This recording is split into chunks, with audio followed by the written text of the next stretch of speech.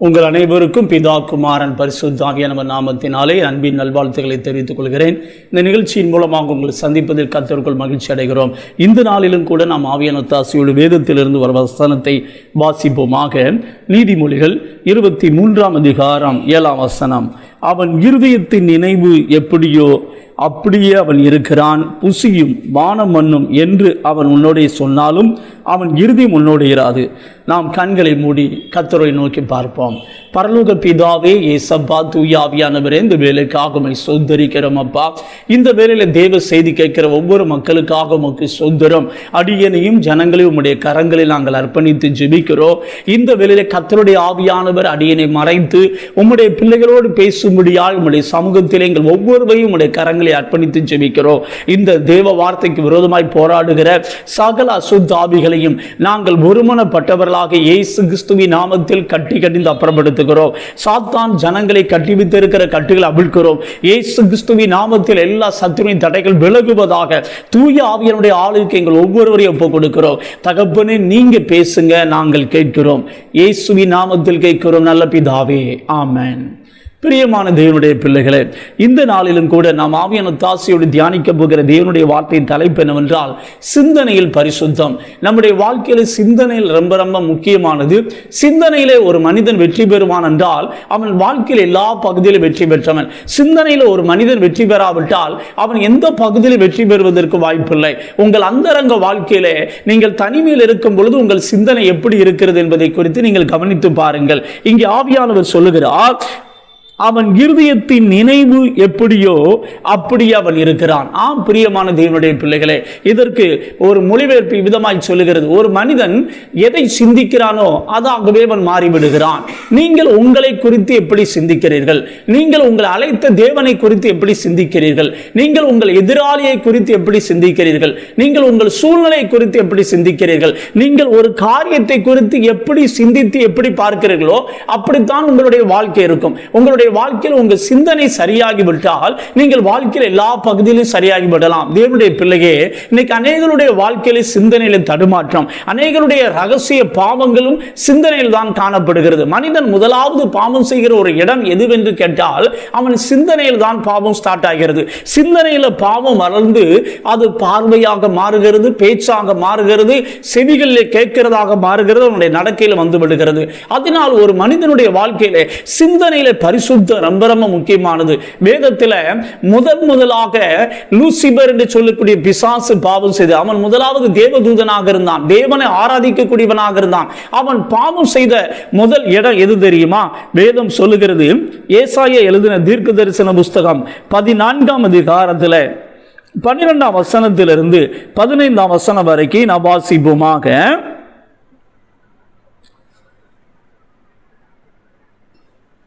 14 அதிகாரம் 12 அதிகாலையின் மகனாகி விடுவில்லையே, நீ வானத்திலிருந்து விழுந்தாயே, ஜாதிகளை ஈனப்படுத்தினவனே, நீ தரையிலே வில வெட்டப்பட்டாயே.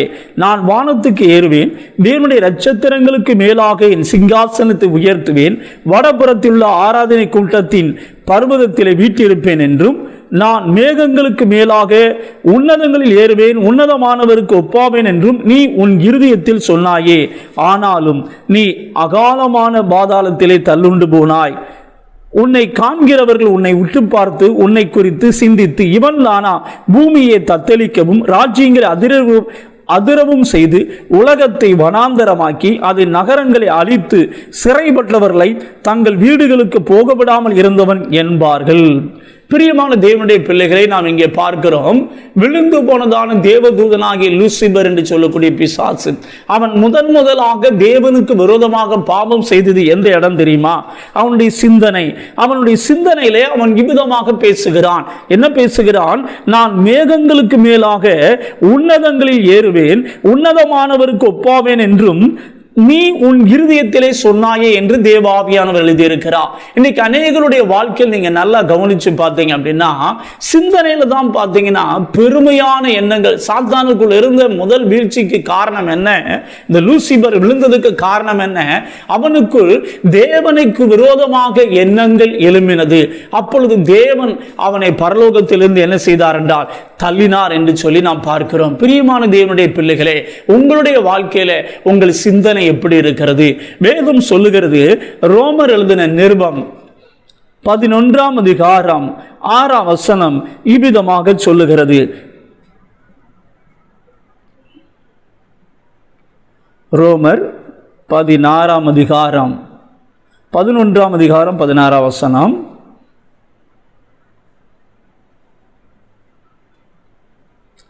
மேலும் முதல் பலனாகிய மாவானது பரிசுத்தமாயிருந்தால் பிசைந்த மா முழுவதும் பரிசுத்தமாயிருக்கும். வேறானது பரிசுத்தமாயிருந்தால் கிளைகளும் பரிசுத்தமாயிருக்கும். ஆம் பிரியமான தேவனுடைய பிள்ளைகளே, ஒரு மரத்தை நீங்கள் பார்ப்பீர்கள் என்றால் அந்த மரம் நல்ல கனி தருகிறது என்றால் அதற்கு காரணம் அதனுடைய வேரை பொறுத்தது. அந்த வேர் சரியான இடத்தில் நாட்டப்பட்டு நல்ல தண்ணி உள்ளதை குடிக்கும் என்றால் அதனுடைய கிளைகள் சரியான ஆரோக்கியம் உள்ளதாக, அதனுடைய கனிகளும் நல்ல ஆரோக்கியம் உள்ளதாக காணப்படும். அதுபோலதான் நம்முடைய வாழ்க்கையிலே வெளியான பரிசுத்தம் எதை பொறுத்து இருக்கிறது என்றால், உங்கள் அந்தரங்க வாழ்க்கையிலே நீங்கள் தனிமையில் இருக்கும் பொழுது எதை குறித்து சிந்திக்கிறீர்கள் என்பதை குறித்து கவனித்து பாருங்கள். உங்கள் சிந்தனையிலே நீங்கள் முதலாவது தேவனுக்கு ஊழியம் செய்ய வேண்டும். சிந்தனையிலே நீங்கள் தேவனுக்கு முதலாவது ஊழியம் செய்தால் நடக்கையில உங்களால் தேவனுக்கு ஊழியம் செய்ய முடியும். சிந்தனையில ஒரு மனிதன் தேவனுக்கு ஊழியம் செய்யாவிட்டால் அவனால் நடக்கையில தேவனுக்கு ஊழியம் செய்ய முடியாது. சிந்தனையில ஒரு மனிதன் தேவனுக்கு கீழ்ப்படியாவிட்டால் அவனால் நடக்கையிலே தேவனுக்கு கீழ்ப்படிய முடியாது. சிந்தனையில ஒரு மனிதன் பரிசுத்தமாய் வாழாவிட்டால் அவனுடைய நடக்கையில அவன் பரிசுத்தமாய் வாழ முடியாது. அந்தரங்கத்திலே ஜெயம் பெறாதவன் வெளியே ஜெயம் பெற முடியாது. தேவனுடைய பிள்ளைகளே, உங்களுடைய வாழ்க்கையில நீங்கள் தனிமையில் இருக்கும் பொழுது எதை குறித்து சிந்தித்துக் கொண்டிருக்கிறீர்கள் என்பதை குறித்து கவனமாயிருங்கள். இன்னைக்கு அநேகருடைய வாழ்க்கையை நீங்கள் கவனித்து பார்ப்பீர்கள் என்றால் எப்பொழுது பார்த்தாலும் வீண் சிந்தனைகள்.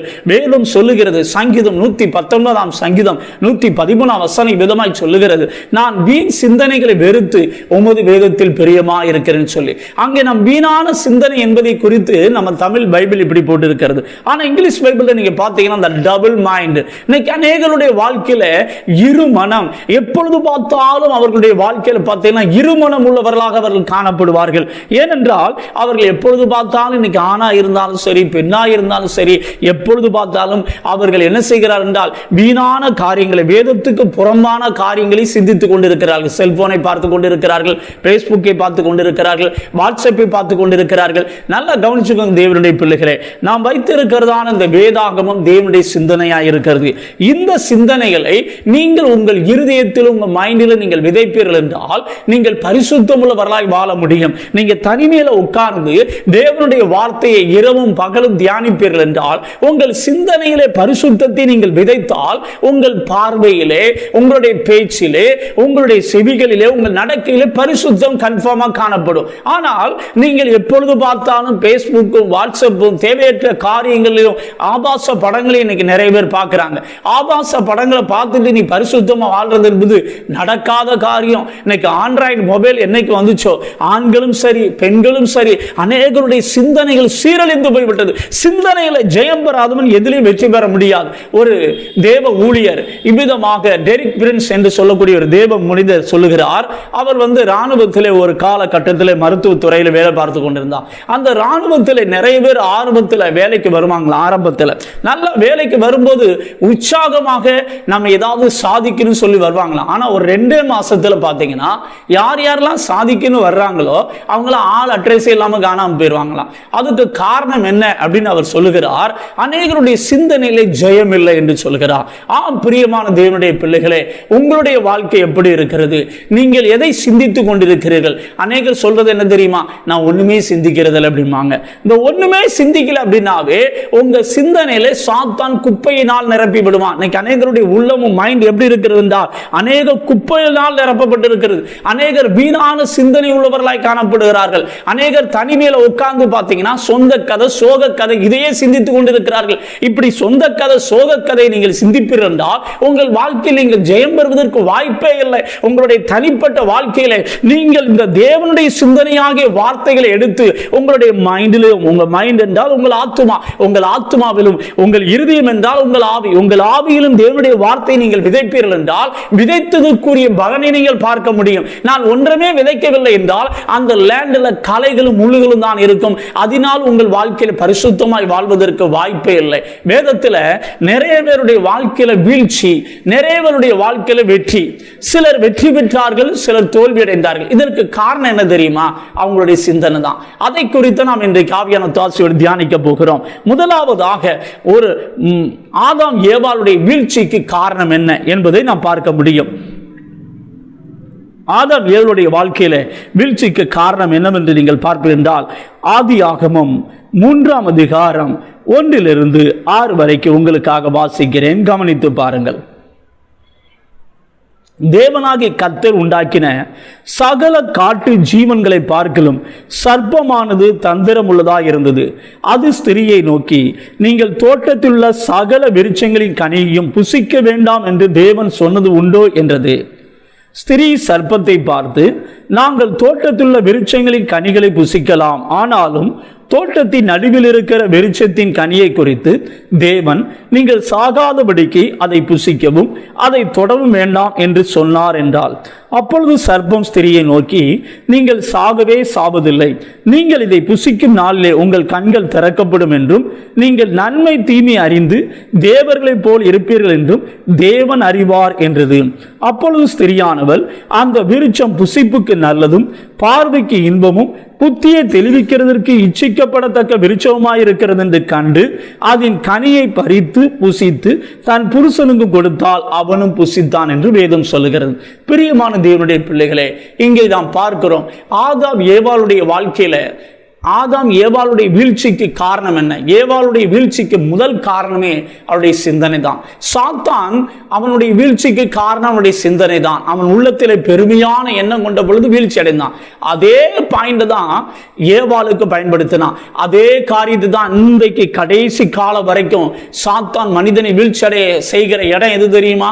சிந்தனையில தான். தேவனுடைய பிள்ளையே, உன் சிந்தனை எப்படி இருக்கிறது? இவள் பாருங்க, அப்பொழுது ஸ்திரியானவள் அந்த விருட்சம் புசிப்புக்கு நல்லதும் பார்வைக்கு இன்பமும் புத்தியை தெளிவிக்கிறதற்கு இச்சிக்கப்படத்தக்க விருட்சமாய் இருக்கிறது என்று கண்டு அதன் கனியை பறித்து புசித்து தன் புருஷனுக்கும் கொடுத்தால் அவனும் புசித்தான். சிந்தனையை சாத்தான் தூண்டிவிட்டான். நல்லா கவனிச்சு பாருங்க. இந்த ஆதாம் ஏவாள் தேவன் படைத்த நாளில் இருந்து தேவனோடு கூட உலாவின நாட்கள் வரையிலும் அந்த நன்மை தீமை அறியக்கூடிய மரத்தின் கனியை தேவன் சொல்லியிருந்தார். நீங்கள் இது புசிக்கும் நாளிலே சாகவே சாதீர் என்று கர்த்தர் சொல்லியிருந்தார். அந்த மரத்து கனியை பார்க்கும் போதெல்லாம் அவர்களுக்குள்ள ஒரு எண்ணம் வந்தது. அவர்கள் இதை நாம் சாப்பிட்டால் நாம் செத்து போவோம் என்ற ஒரு எண்ணம் அவர்களுக்குள் வந்தது. அதனால் அந்த மரத்து கனி அவர்கள் என்ன செய்யவில்லை, சாப்பிடவில்லை. ஆனால் ஒரு நாள் சாத்தான் வந்தான். அவன் என்ன செய்தான் என்றால் அவருடைய சிந்தனை என்ன செய்தான்னா திசை திருப்பிட்டான். சிந்தனையில ஏவாள் தேவனுடைய வார்த்தையை சிந்தித்துக் கொண்டிருக்கும் வரையில் எந்த பாவமும் செய்யவில்லை. ஆனால் ஏவாள் எப்பொழுதும் சாத்தான் சொன்னதை சிந்திக்க ஆரம்பித்தாலோ அடுத்த வினாடி அவள் பாவம் செய்து விட்டாள் என்றுதான் வேதம் நமக்கு தெளிவாக சொல்லுகிறது. தேவ பிள்ளையே, உன் வாழ்க்கையில நீ பரிசுத்தமா வாழணும் அப்படின்னா நீ எதை சிந்தித்துக் கொண்டிருக்கிறாய்? உன் சிந்தனை குறித்து கவனமாயிரு. நீ சிந்தனையில ஜெயம் பெற்றால் வாழ்க்கையில் எல்லா பகுதியிலும் நீ ஜெயம் பெற்றவன். நீ சிந்தனையில ஜெயம் பெறாவிட்டால் வாழ்க்கையில ஜெயம் என்பதற்கு பேச்சுக்கு இடமே கிடையாது. உன் சிந்தனை வாழ்க்கை எப்படி இருக்கு கொஞ்சம் யோசித்து பாருங்க. உன் சிந்தனையில பரிசுத்தம் ரொம்ப ரொம்ப முக்கியமானது. தேவனுடைய பிள்ளையே, ஏவாளை குறித்து ஆவியானவர் 2 கொரிந்தியர்ல தெளிவாக எழுதுகிறார். 2 கொரிந்தியர் 11ஆம் அதிகாரம் 3ஆம் வசனம் இவ்விதமாய் சொல்லுகிறது. 2 கொரிந்தியர் 11ஆம் அதிகாரம் 3ஆம் வசனம், ஆகிலும் சர்ப்பமானது தன்னுடைய தந்திரத்தினாலே ஏவாளை வஞ்சித்தது போல உங்கள் மனதும் கிறிஸ்துவை பற்றி உண்மை நின்று விலகும்படி கெடுக்கப்படுமோ என்று பயந்திருக்கிறேன். தேவ ஆவியானவர் தெளிவாக எழுதுகிறார். ரட்சிக்கப்பட்ட ஒரு சபை கொரிந்து சபை. ஆனால் கொரிந்து சபை ரட்சிக்கப்பட்டு ஆவியில நிரம்பி கர்த்தரை ஆராதித்து கர்த்தருக்காய் ஊழியம் செய்து கொண்டிருக்கிறது. ஆனால் அந்த சபையை குறித்து பவுல் மூலமாக தேவ ஆவியானவர் இவ்விதமாக எழுதுகிறார். எப்படி சாத்தான் சாத்தான் தன்னுடைய தந்திரத்தினாலே, தந்திரம் என்றால் ஏமாற்றி ஏவாளை வஞ்சித்தது போல உங்கள் மனது என்றால் சிந்தனை, உங்கள் மனதும் கிறிஸ்துவை பற்றி உண்மை என்று விலகும்படி கெடுக்கப்படுமோம் என்று. சபை எந்த நிலைமைக்கு போய்கிட்டு இருக்கு பாருங்க. இன்னைக்கு அநேகருடைய வாழ்க்கையில வீணான டைம் பாசிங் சொல்லி செல்போன்ல என்னென்னமோ பார்த்துக்கிட்டு இருக்காங்க. தேவ பிள்ளைய ஒன்றை நீ மறந்து விடாதே. உன் செல்போன்ல நீ தேவையில்லாம எதையும் பார்க்கும் பொழுது நீ வீணான சிந்தனையை சிந்தித்துக் கொண்டிருக்கிறாய் என்ற அர்த்தம். உனக்குள்ள டபுள் மைண்ட் இருக்குன்ற அர்த்தம். டபுள் மைண்ட் இருந்தால் உன் வாழ்க்கையில பரிசுத்தமாவதற்கு வாய்ப்பே கிடையாது. உன் வாழ்க்கையில நீ பரிசுத்தமா வாழ வேண்டும் என்றால் வீண் சிந்தனைகளை நீ வெறுக்க வேண்டும். வீண் சிந்தனைகளை நான் வெறுத்து உமது வேதத்தில் எப்படி இருக்கிறேன்? பிரியமா இருக்கிறேன். நீங்க வீண் சிந்தனைகளை வெறுக்கிறீங்களா? ஒரு கெட்ட சிந்தனை உன் உள்ளத்துல வருதா? உடனே அதை என்ன செய்யாத, யோசிக்காத. அந்த இயேசுவின் நாமத்தில் அந்த எண்ணத்தை என் இருதய சிந்தையை விட்டு, மைண்டை விட்டு பிடுங்கி எறிகிறேன் அப்படின்னு சொல்லிப்பார். கர்த்தர் உனக்கு ஜெயத்தை தருவார். ஒரு அக்கிரம சிந்தை வருதா, ஒரு பாவம் சிந்தனை வருதா, அந்த சிந்தனை உடனே யோசித்துக் கொண்டிருக்காதே. ஒரு காரியத்தை மறந்து போகாதே. உன் வாழ்க்கையில நீ செய்த பழைய பாவங்களை திரும்ப திரும்ப சிந்திக்காதே. பழைய பாவங்களை, விட்ட பாவங்களை நீ சிந்திப்பாய், நீ பாவத்துக்குள் விழுந்து விடுவாய். மறந்து போகாதே. நிறைய பேர் இன்னைக்கு வீழ்ச்சிக்கு காரணம் என்னவென்றால் ஒரு காலத்தில் அவர்கள் செய்த பாவங்களை நிகழ்காலத்தில் சிந்தித்துக்கிட்டு இருக்கான். கடந்த காலத்தில் செய்த பாவங்களை நிகழ்காலத்தில் சிந்திக்காதீங்க. கடந்த காலத்தில் செய்த பாவம், கடந்த காலத்தில் யார் யாரோடு என்னென்ன பாவம் செய்த அதை நீ சிந்திப்பாய்ந்தால் நிகழ்காலத்தில் வெற்றி பெற முடியாது. நிகழ்காலத்தில் வெற்றி பெற வேண்டும் என்றால் உன் நிகழ்காலத்திலே தேவனுடைய வார்த்தையை, ஆவியானவர் உனக்கு சொல்லுகிற வார்த்தைகளை தினமும் வாசித்து அந்த வேத வசனங்களை இருதயத்தில் என்ன செய்ய வேண்டும்? வாசிக்கிறதோடு மாத்திரமல்ல, அதை நீ தியானிக்க வேண்டும், அதை நீ சிந்திக்க வேண்டும், அதை நீ அசைவோட வேண்டும். வார்த்தையினால் ஒரு மைண்டை, உன் இருதயத்தை நீ நிரப்புவாய்ந்தால் உன்னுடைய வாழ்க்கையில் நீ பரிசுத்தமா இருக்க முடியும். ஒரு நாளைக்கு ஒரு தேவ பிள்ளை காலையில ஒரு அரை மணி நேரம், மத்தியானம் ஒரு அரை மணி நேரம், நைட் ஒரு அரை மணி நேரம் தனிமையா உட்கார்ந்து தேவனுடைய வார்த்தையை உன் மைண்டை, இருதயத்தை நீ விதைத்துப்பா. நீ விதைப்பா என்றால் வெளியே வந்த உன் வாழ்க்கையில கண்டிப்பா பரிசுத்தமா இருக்கும். ஆனால் நீ விதைக்காவிட்டால் பரிசுத்தத்தை எதிர்பார்க்கவே முடியாது. இந்த உலகத்தில் உனக்கு ஒரு எதிரி இருக்கான், அவன் தான் பிசாசு. அவன் உன்னை வீழ்ச்சி அடைய பயன்படுத்துகிற முதல் ஆயுதம் என்னவென்று தெரியுமா? உங்களுடைய சிந்தனை தான். அநேகர் தற்கொலை பண்ணி சாகிறத நம்ம நியூஸ் பேப்பர்லையும் சரி, டிவி நிகழ்ச்சிகளையும் சரி, நியூஸ்ல வாசிக்கிறத பார்ப்போம். அவங்க சாகிறதுக்கு முன்னாடி அவங்க சொல்ற வார்த்தைகள் என்ன தெரியுமா? தற்கொலை பண்றவங்கெல்லாம், எனக்குள்ள வந்து செத்துப்போ செத்துப்போ செத்துப்போன்னு ஒரு எண்ணம் வந்து கொண்டே இருக்கிறது. யாரோ என் காதுல மனதுல பேசிக்கொண்டதே இருக்கிறது. அந்த வார்த்தையை கேட்க கேட்க அவங்களால அதை ஜீரணிக்க முடியல. ஒரு ஸ்டேஜ் அவங்களால கண்ட்ரோல் பண்ண முடியாம அவங்க தூக்கு போட்டு சாகிறதை நாம் பார்க்கிறோம். பிரியமான தேவனுடைய பிள்ளைகளே, ஏன் அவங்க வாழ்க்கையில் அந்த ஒரு நிலைமை?